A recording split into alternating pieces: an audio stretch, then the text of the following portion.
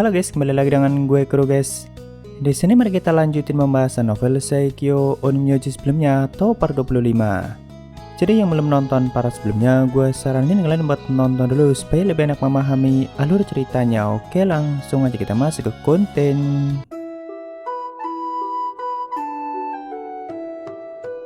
Jadi sebelumnya Seika sudah berhasil mengatasi bencana letusan gunung berapi yang ada di wilayah iblis.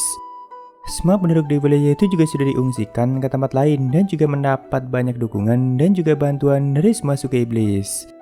Kemungkinan mereka akan tetap tinggal sementara di wilayah pengungsian sampai semuanya aman. Karena kan gempa yang ditimbulkan akibat ledakan dahsyat sebelumnya masih beberapa kali terjadi. Walaupun perlahan mulai mereda dan juga semakin mengecil. Semua abu vulkanik yang sebelumnya sempat menyebar juga pastinya perlahan akan mulai menghilang.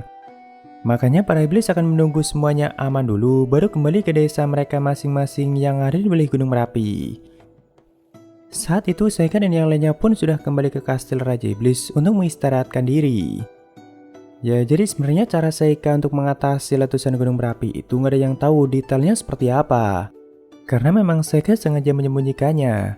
Hanya Risolar dan semua Raja Muda yang melihat langsung kejadian itu. Cuma walaupun begitu berita mengenai Raja Iblis yang menghentikan letusan gunung berapi itu dengan kekuatannya dengan cepat mulai menyebar.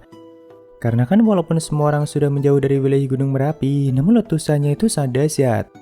Dan para iblis yang ada di pengungsian pastinya juga sempat melihat betapa mengerikannya dampak dari letusan itu. Saat itu setelah beberapa hari Seika dan semua Raja Muda memutuskan untuk mengadakan pesta untuk merayakan keberhasilan mereka. Ya tentunya mereka semua bisa menikmatinya dengan sangat meriah dan bahkan semua Raja Muda kelihatan jauh lebih santai dari sebelumnya. Soalnya mungkin beberapa masalah yang sempat membebani mereka sebelumnya akhirnya berhasil diatasi dengan sangat baik. Dan bahkan sebagai Raja Muda akhirnya saat ini mereka bisa menduduki tahta itu dengan lebih percaya diri. Karena mereka sudah mendapatkan kepercayaan yang penuh dari suku mereka masing-masing.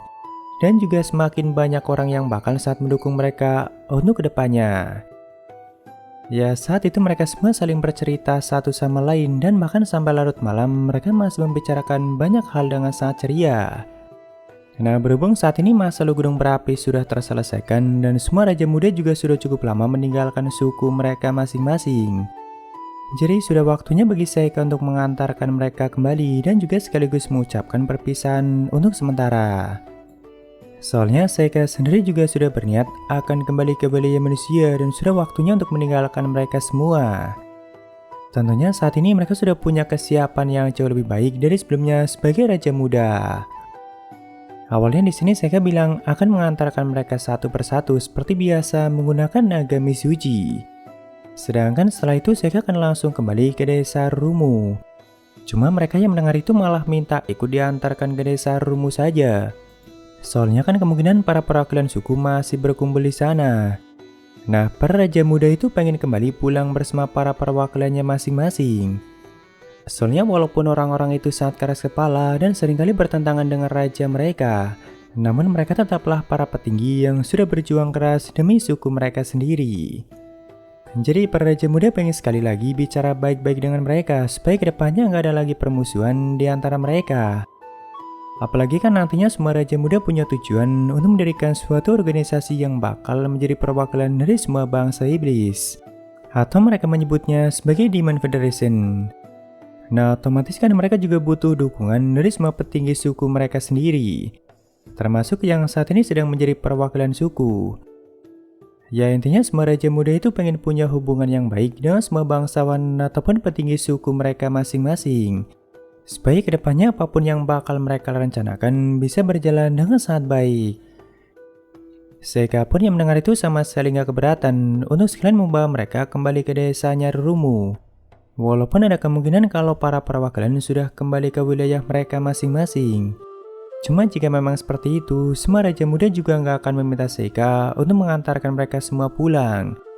Soalnya kan mereka bisa mengirimkan surat dan sebagainya untuk meminta pengawal suku supaya menjabat mereka di desa itu. Saat itu mereka pun langsung berkemas-kemas dan langsung berangkat untuk menuju desa suku Demon God. Ya, jadi mereka sampai di desa suku Demon God itu masih sangat pagi, dan bahkan Seka sampai membangunkan Rasurum supaya menyiapkan tempat untuk semua raja muda. Ternyata semua perwakilan suku sudah kembali beberapa hari sebelumnya. Jadi yang nantinya semua raja muda akan kembali bersama para pengawal mereka masing-masing. Nah, di sini setelah Seka duduk sendiri, Risulera pun datang untuk menghampirinya. Lalu sambil menghela nafas secara bersamaan, mereka pun mengatakan kalau semua ini ternyata cukup melelahkan. Walaupun bagi Risulera semua itu juga sangat menyenangkan.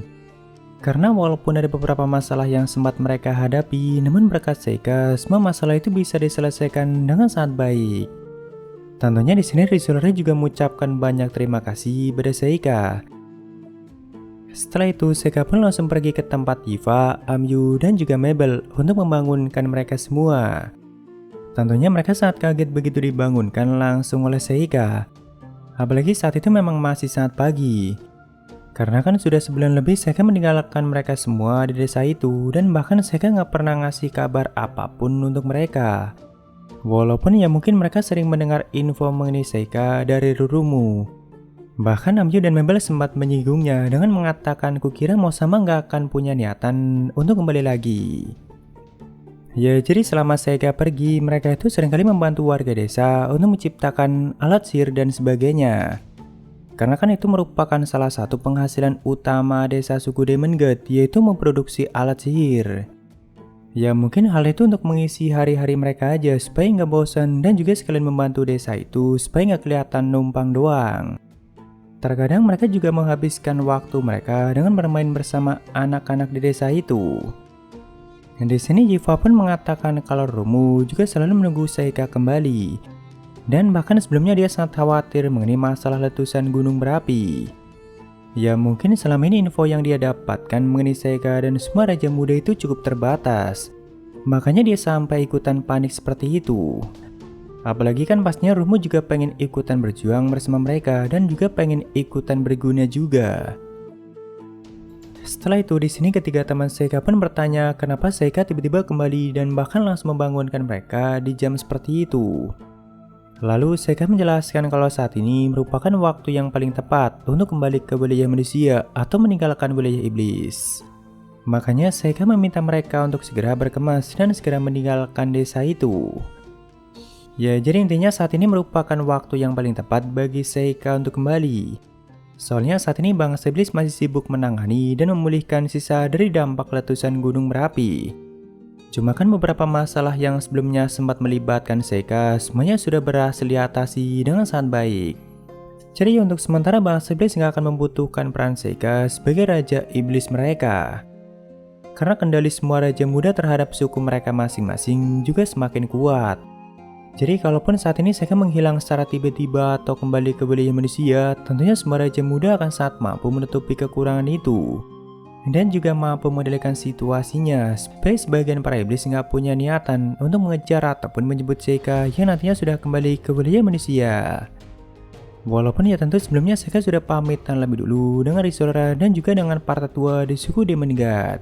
Seperti Rasurum, Ramsenal, dan juga tetua lainnya. Bahkan mereka berjanji akan selalu mengawasi dan juga melindungi semua raja muda selama Seka tidak ada. Palingan nantinya Seka akan pamitan langsung dengan Rumu sebelum meninggalkan desa itu. Di sini setelah ketiga teman Seka mendengar itu, mereka pun langsung bergegas dan langsung mengemasi semua barang mereka. Walaupun mereka juga sempat bertanya, apakah nantinya kita bisa kembali lagi mengunjungi desa ini? Ya walaupun mereka cuma tinggal selama sebulan lebih di desa itu, tapi mungkin hal itu sangat berkesan bagi mereka. Apalagi ini waktunya untuk berpisah dengan Rumu dan juga Nozuro untuk waktu yang cukup lama. Dan bahkan belum tentu mereka bisa bertemu lagi suatu hari nanti. Namun di sini Seka meyakinkan mereka kalau kita pasti akan bisa bertemu dengan mereka lagi dan mengunjungi desa ini. Soalnya kan para iblis itu punya umur yang sangat panjang. Jadi tentunya Seka dan ketiga temannya punya banyak waktu untuk bisa bertemu dengan mereka lagi. Saat itu di suasana pagi yang masih cukup gelap, mereka pun akhirnya siap untuk meninggalkan wilayah iblis. Dan karena sebelumnya Seka sudah memberitahu Risulera, jadi harusnya Rumu juga sudah menunggu mereka di gerbang masuk desa untuk mengucapkan salam perpisahan. Tapi entah bagaimana saat itu bukan hanya Rumu saja yang sudah menunggu mereka, melainkan semua Raja Muda dan juga Risolera juga sudah menunggu mereka di tempat itu. Padahal sebelumnya Seka sengaja nggak mengatakan apapun pada mereka, soalnya Seka yakin mereka bakalan mengerti. Cuma ternyata Risolera sengaja memberitahu mereka semua supaya ikut mengantarkan kepergian Seika. Bahkan saat itu mereka sudah menyiapkan banyak bekal untuk perjalanan Seika kembali ke wilayah manusia. Ya, jadi ternyata selama ini semua Raja Muda itu selalu menyadari kalau sebenarnya Seika itu sangat ingin kembali ke wilayah manusia. Jadi mereka udah menduga kalau akan tiba saatnya bagi Seika untuk meninggalkan mereka semua. Makanya sebelumnya semua Raja Muda itu sengaja sampai ikut ke desa itu. Soalnya salah satu alasan mereka nggak mau langsung diantarkan pulang ya karena ingin sekalian mengantarkan kepergian Seika. Walaupun mereka juga sangat yakin kalau suatu hari nanti mereka pasti akan bertemu kembali. Entah itu Seika yang bakal mengunjungi wilayah iblis lagi, atau mereka yang bakal berkunjung ke wilayah manusia setelah menjalin hubungan yang baik dengan bangsa manusia. Di sini sebelum berpisah mereka pun mengucapkan pesan dan juga salam perpisahan pada Seika satu persatu. Cuma intinya mereka semua mengucapkan banyak terima kasih dan juga meminta Seika untuk berkunjung ke wilayah mereka lagi kapanpun Seika mau. Terutama King Vili yang sangat menantikan hal itu. Karena kan di sini Vili nggak bisa memberikan banyak bekal untuk perjalanan Seika. Jadi nantinya kalau Seika berkunjung lagi, maka Vili akan memberikan banyak benda yang berharga untuk Seika. Oh ya, di sini semua Raja Muda sempat mengira Amyu, Yifa, dan Mabel sebagai istri Seika. Cuma ya tentunya mereka bertiga langsung menjelaskan kesalahpahaman itu. Setelah itu giliran Rumu yang juga mengucapkan salam perpisahan untuk Seika, Amyu, Yifa, dan juga Mabel. Ya tentunya berat bagi mereka untuk berpisah.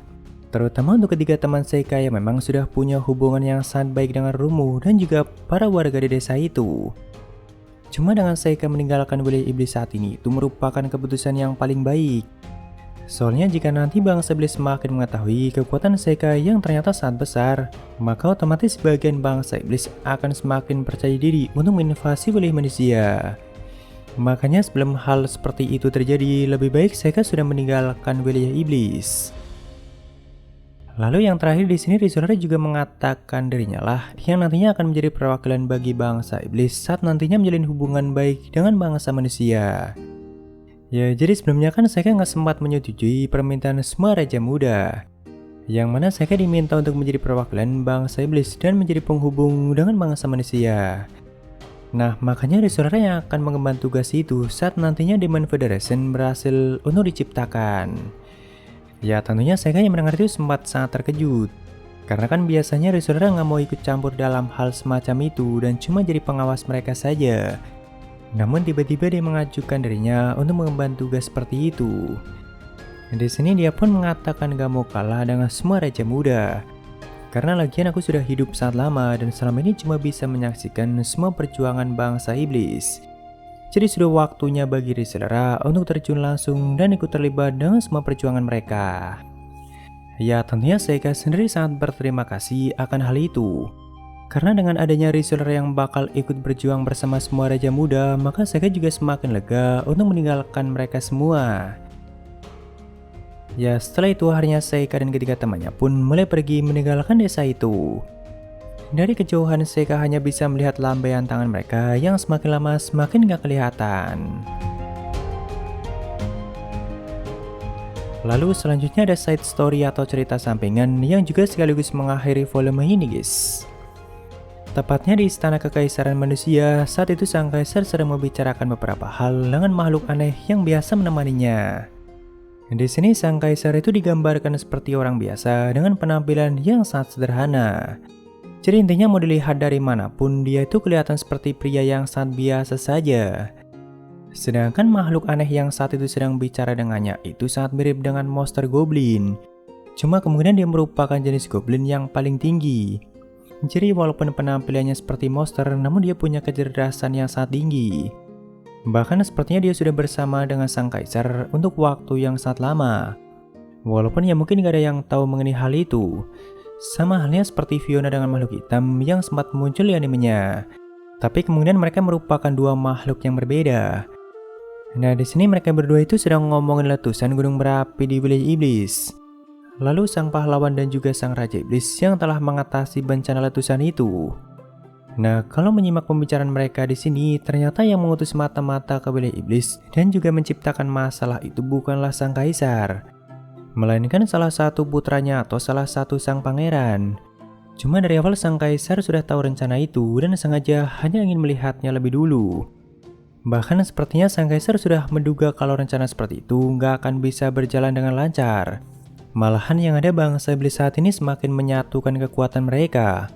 Walaupun memang belum ada tanda-tanda mereka akan memulai invasi ke wilayah manusia. Nah, di sini sang kaisar sempat mengatakan akan membereskan sisanya dan bahkan dia mengatakan itu dengan sangat santai. Soalnya dari awal dia sudah menduga kalau rencana yang dibuat putranya itu pasti akan sangat membosankan. Walaupun dia juga mengakui kalau masalah yang perlu dibereskan ke depannya pasti akan menjadi semakin sulit. Apalagi kekaisaran saat ini punya banyak masalah di wilayah mereka sendiri yang perlu mereka atasi. Cuma entah kenapa di sini sang kaisar melihat semua masalah itu dengan sangat santai. Jadi seolah-olah dia sangat percaya diri bisa membereskan semua itu. Bahkan sekalipun sang pahlawan dan juga Raja Iblis punya kekuatan yang sangat besar, hal itu nggak akan jadi masalah bagi sang kaisar. Karena bagi dia kekuatan hanyalah angka. Sedangkan kepintaran dan kelicikan itu bahkan bisa mengalahkan mereka yang dianggap sebagai yang terkuat sekalipun. Jadi intinya Sheikah dan Amyu itu hanya punya kekuatan yang besar saja. Sedangkan sang kaisar punya kepintaran dan juga kelicikan yang bahkan mampu menjatuhkan mereka berdua. Nah, sebenarnya kalimat yang sempat kaisar ucapkan di sini itu sama seperti kalimat yang sempat Sheikah ucapkan pada saat di episode 3 animenya, guys. Walaupun ya belum dijelaskan kenapa mereka punya pemahaman yang sangat mirip seperti itu. Ternyata sang kaisar juga sudah tahu kalau Sheikah itu merupakan Raja Iblis saat ini. Dan juga dengan Amyu yang merupakan sang pahlawan saat ini. Bahkan dia juga tahu kapan Sheikah dan Amyu meninggalkan wilayah iblis dan juga menuju wilayah manusia. Ya entah dari mana dia mengetahuinya, cuma yang pasti sang kaisar tahu banyak mengenai mereka dan bahkan ada kemungkinan selalu mengawasi mereka selama ini. Di sini juga belum dijelaskan apa tujuan sang kaisar dan rencana seperti apa yang bakal dia jalankan. Cuma yang pasti itu bukan hal yang baik dan bahkan ada kemungkinan dia bakal menjadi lawan yang sangat merepotkan bagi Sheikah. Di sini sang goblin tua yang sepertinya merupakan wanita pun ikutan tertawa licik setelah mendengar tawa licik sang kaisar. Ya itulah chapter tambahan yang juga sekaligus mengakhiri volume 8 web novelnya. Cuma untuk volume selanjutnya masih belum ada kabar, guys. Jadi ya gue sendiri belum tahu kapan akan ada lanjutannya. Tapi nanti kalau udah ada lanjutannya pasti akan langsung gue kabarin. Jadi mungkin segitu aja untuk pembahasan kali ini. Dan jika ada kesalahan gue minta maaf atau kalian bisa koreksi aja di bawah. Thank you udah mampir, sampai ketemu di video lainnya. Salam guru guys.